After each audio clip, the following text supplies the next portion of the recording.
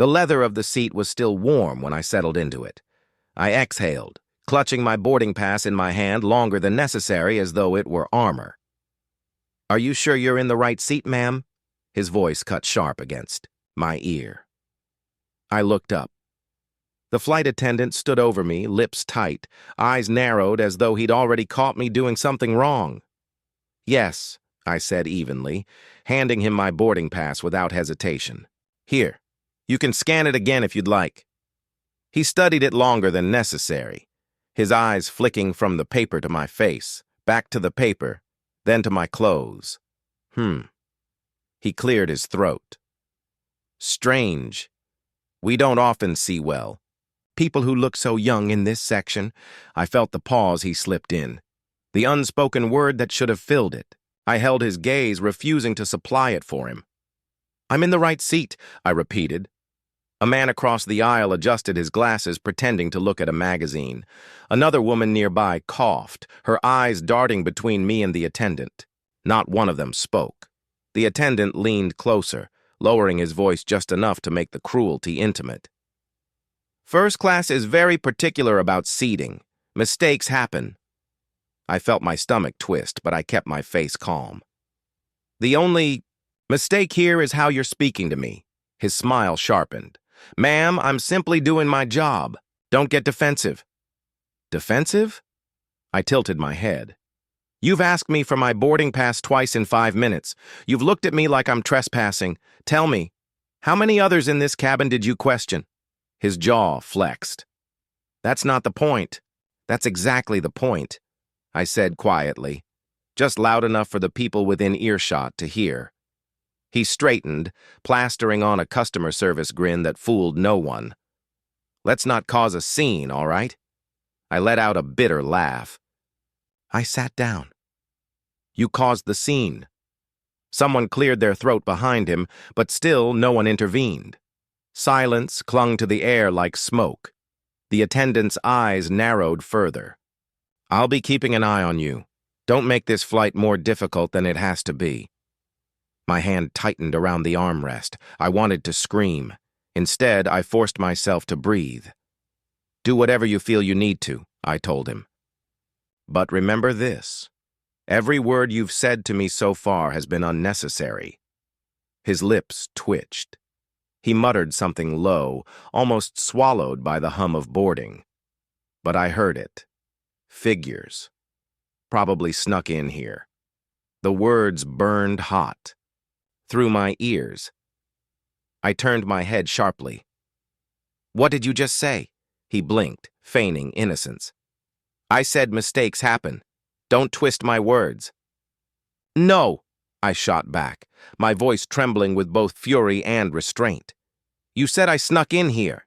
He gave a mocking shrug, glancing at the passengers now staring openly. "If that's how you want to interpret it, ma'am." My throat tightened. I felt every eye on me, some curious, some sympathetic, most just uncomfortable. Not one defended me. I sat taller in my seat, forcing my voice into a steady line. "I don't need to interpret anything. I know exactly what you meant." For a beat, silence reigned again. The attendant smirked as if he'd won some private game. I swallowed the rage, letting it settle like a stone in my chest. And as I did, the heavier weight wasn't his insult. It was the silence that followed it. The silence of people who saw, who heard, and who chose to look away.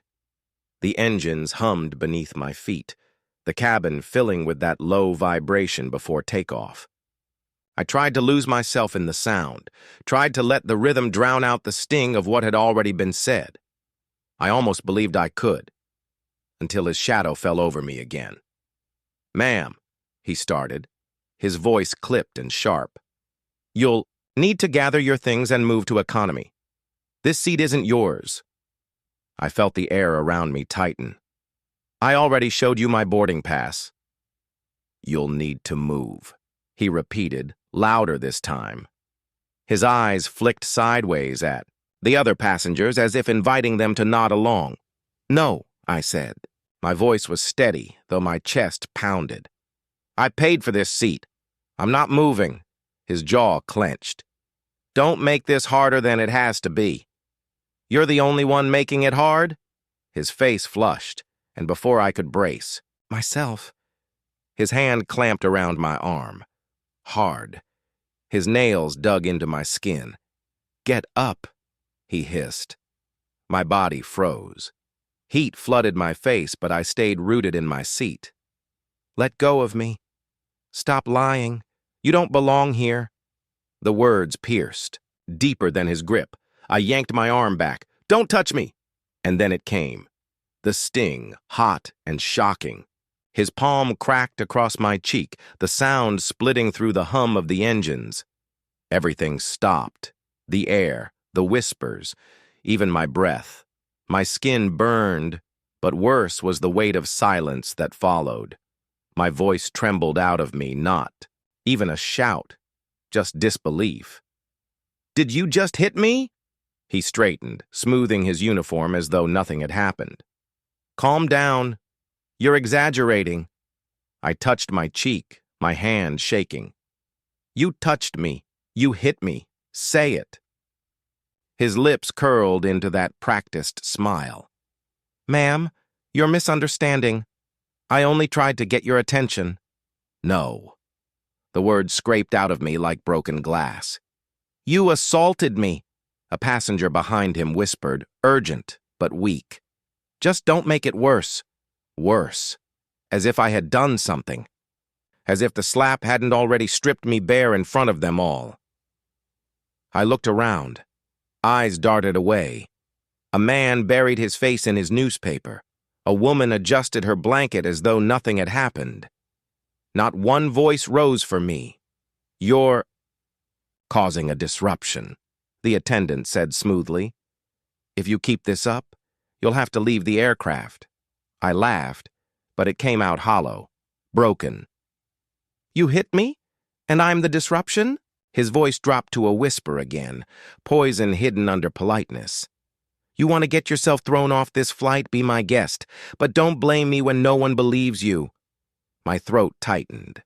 I wanted to scream, to hurl the truth into the aisle so loudly no one could ignore it.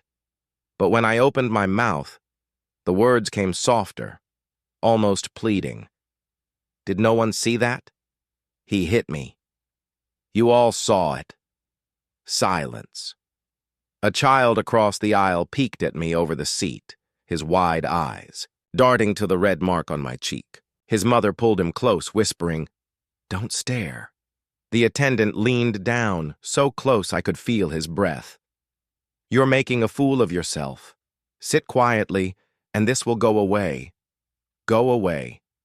As though my skin didn't still burn, as though the shame pressing down on me could be erased with silence. I closed my eyes for a moment, pulling in a shaky breath. My voice came out low, steady despite the trembling inside me. No, this won't go away. Not today, not ever, the smirk faltered, just for a heartbeat. But then he straightened again, turning his back on me, dismissing me like I was nothing, and the cabin stayed quiet. The quiet hurt more than his hand ever could. The slap still burned on my cheek, but what cut deeper was the silence that followed it. I sat there listening. The engines hummed steady beneath us, but above that hum I heard them. Small, broken whispers. She should have just moved. Can you believe she's making a scene? I saw him touch her. Every word floated just loud enough to remind me that I was surrounded, yet utterly alone. Then a voice, softer, closer, slipped through the cracks. You don't deserve this. I turned my head. An older man in the next seat leaned toward me, his eyes gentle but sad. His voice carried the weight of someone who'd seen too much of this world already. They're wrong, he said quietly. All of them. Don't let their silence drown you. Speak, and I'll stand with you. My throat tightened. I wanted to believe him, but part of me had already filed his words with all the others I'd heard in my life. Kind promises, easily broken. Still, it was something. Do you really mean that? I whispered. He nodded. Every word. Before I could answer, the flight attendant strutted past again, the corners of his mouth curled into a smirk that made my stomach twist.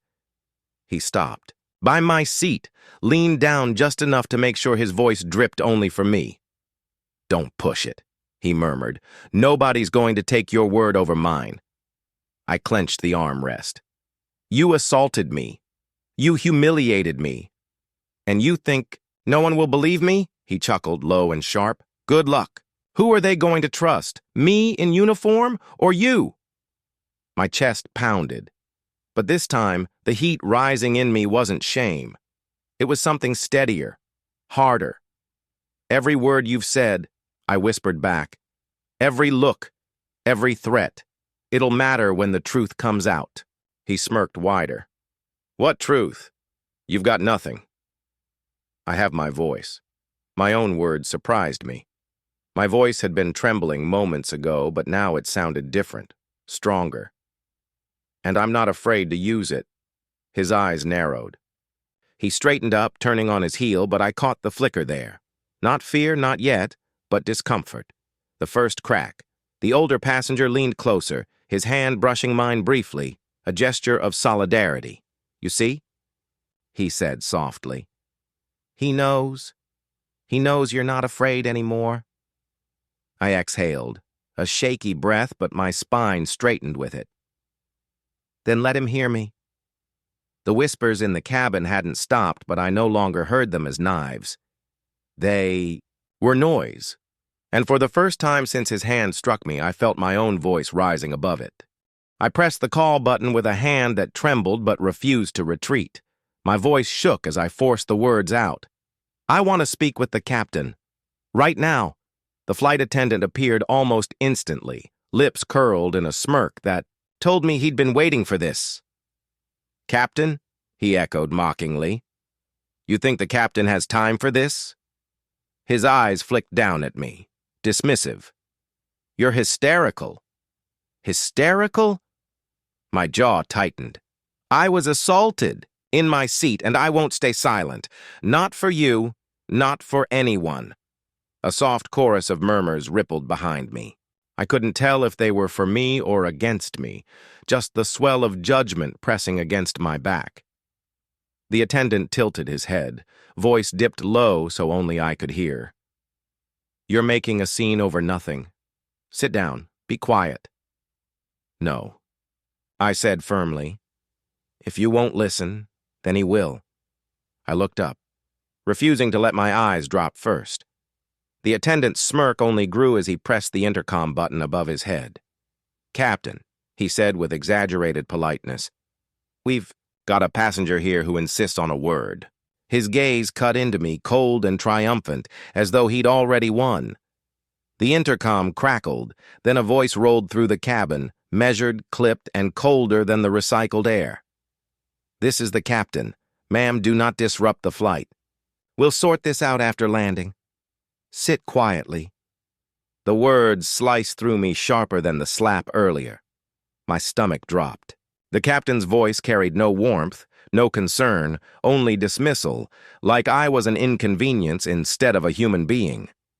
Captain, I said loudly, forcing my words into the space before the intercom cut. I was assaulted. I have witnesses. I will not sit quietly.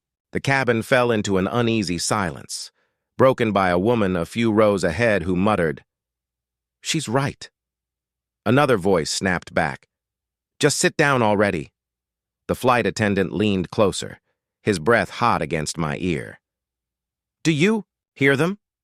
Even the captain's on my side. You'll regret speaking up.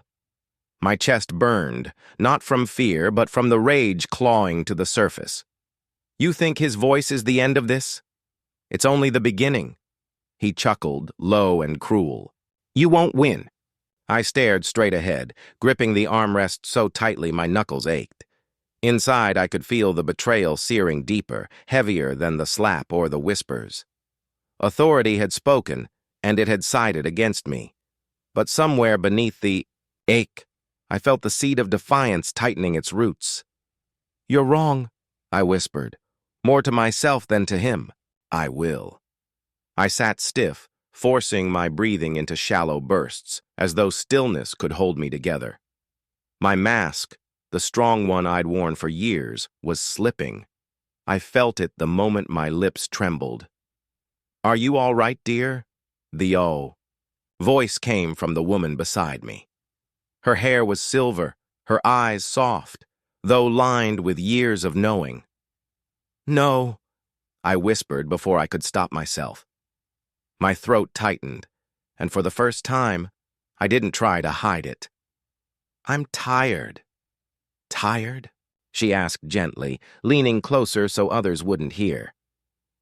I let the word fall heavier than I intended. Tired of always being questioned, tired of proving I belong, tired of sitting here, bleeding inside while they look at me like I deserve it. Her hand rested lightly on mine, trembling with age but steady with conviction. "You are more than their hatred. Don't let him decide your worth." Her words cracked something deep in me. I'd heard versions of them before, from friends, from myself in the mirror, but tonight, they slipped past my armor. Before I could respond, a child's voice broke the fragile moment. "Mom," a boy a few rows ahead asked loudly. "Why? Did the man slap her?" Gasps fluttered through the seats. The mother turned quickly, pressing a finger to his lips. "Shh, don't talk about that." But the boy twisted in his seat, his wide eyes staring directly at me. "Why? Why did he hit you?" My chest clenched, sharp and unbearable. Every muscle screamed at me to stay silent, to shrink back into invisibility. But silence was what had brought me here. I swallowed hard, my voice breaking as it slipped free. "Because to him, I'm not human enough." The words hung in the air like ash after fire. The child blinked, confused. His mother tugged him back into the seat, whispering something I couldn't hear. But his innocence had already torn through, the wall of lies that kept people comfortable. The older woman squeezed my hand. "Don't let their blindness erase you." A hot tear slid down my cheek, the first one I'd let fall since this began. I wanted to wipe it away quickly to pretend it wasn't there, but I didn't. I let it stay, burning down my skin, because maybe it was time they all saw it. For a moment, I wasn't just holding my pain. I was showing it, and strangely, that felt like its own kind of power. The sting on my cheek was still there, a dull fire pulsing beneath the skin. I kept my head low, trying to breathe, when I felt a nudge against my elbow. "Hey," a soft voice whispered. I turned. A young man, barely more than a college kid, tilted his phone just enough for me to see. The screen froze me. My own face, my body jolting back, the attendant's hand striking across me. He had it. He caught everything. "I saw it," he whispered, quickly. "I won't let this disappear." My throat closed, a shiver of something I hadn't felt all night crawling up my spine. Hope. You recorded it?" I asked, barely moving my lips. "Every second," he said. "And it's not going anywhere." For a moment, I wanted to grab his phone, to clutch it to my chest like a lifeline. But I forced myself still. Power was a strange, fragile thing. It wasn't in grabbing. It was in holding steady.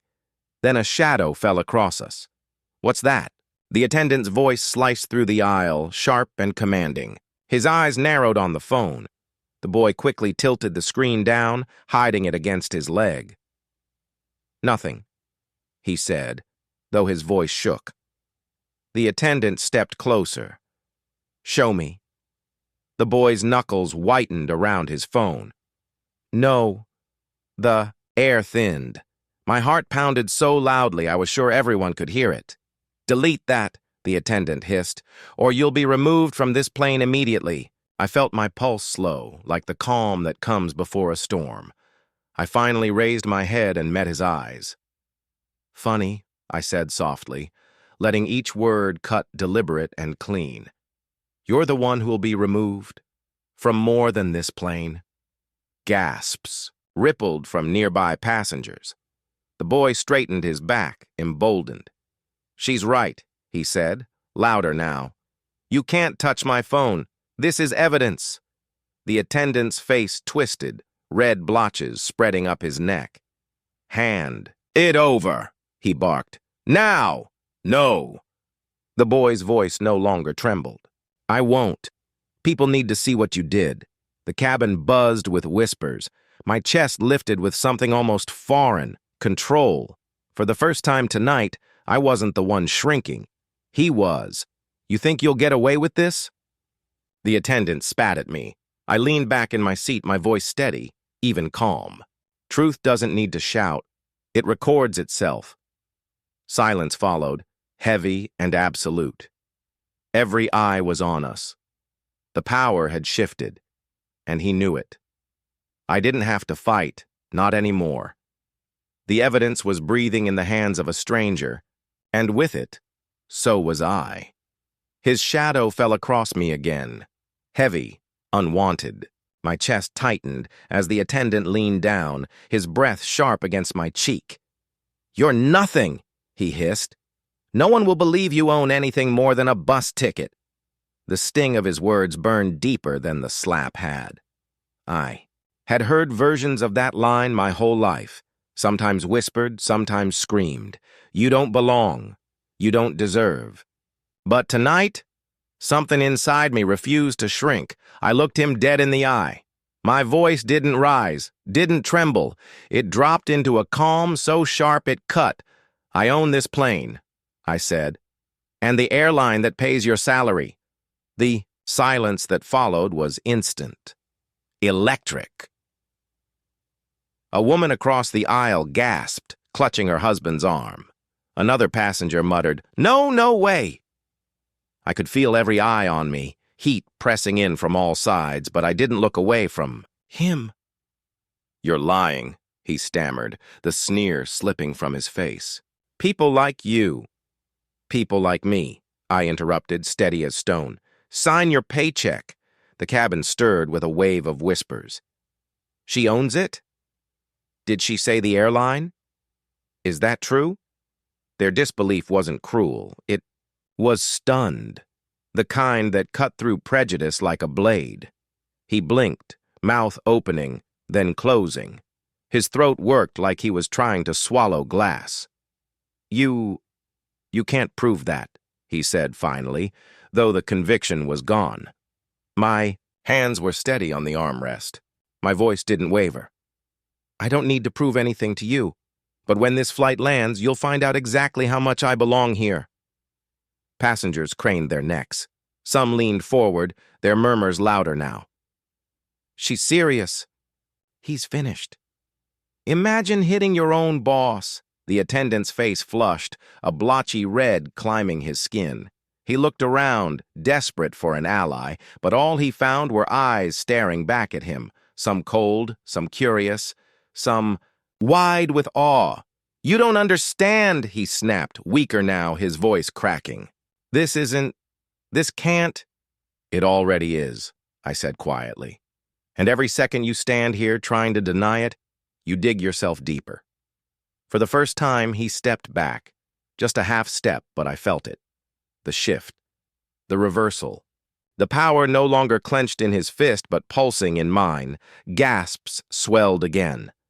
A man 2 rows back whispered almost reverently, "She really said she owns the airline." I didn't smile. I didn't need to. Power didn't always roar. It could whisper and still shake the ground. And in that frozen cabin, with every passenger's eyes on us, I watched the attendant realize the truth. The cage he tried to lock me in had snapped shut around him instead. The cabin door clicked open, and I felt every muscle in my body tighten. The captain finally stepped out. His face was calm, too calm, the kind of calm people use when they're trying not to take sides. His eyes darted from me to the attendant, standing a foot away, shaking like a child caught in a lie. "Captain, please," the attendant blurted before the man could speak. His voice cracked, his body trembling. "Don't let her do this. Please don't let her ruin me." My throat clenched, not with pity, but with the raw memory of his voice an hour ago. The same mouth that spat nothing at me now stumbled. "Over, please." He turned toward me, eyes wet, palms half raised. "I didn't mean it. You have to believe me. You meant every word," I cut in, my voice sharp as glass. "You meant every strike." Gasps rippled through the rows. "I didn't have to explain. The passengers had seen enough, heard enough. No, I swear." His hands shook. It was stress. I was tired. I didn't think. "Please, I'm begging you." I stared at him. Stress? Tired? Those weren't excuses. They were masks. Masks he wore until he thought he could get away with cruelty. "Stress didn't put hate in your mouth," I said. "Tiredness didn't raise your hand against me. You did that because you thought I couldn't fight back, because you never saw me as human." The words came low, steady, each one deliberate, and I meant them to cut. The captain shifted uncomfortably, his hands clasped tight behind his back. His eyes landed on me, hesitant. "Ma'am?" He paused. His voice lowered. "What do you want done here?" I let the silence stretch. The attendant sobbed, whispering frantic pleas. "Please, please, just forget this. I'll lose everything. My job, my family, everything. Don't take that from me." The silence thickened. Every eye in that cabin was on me, waiting, weighing.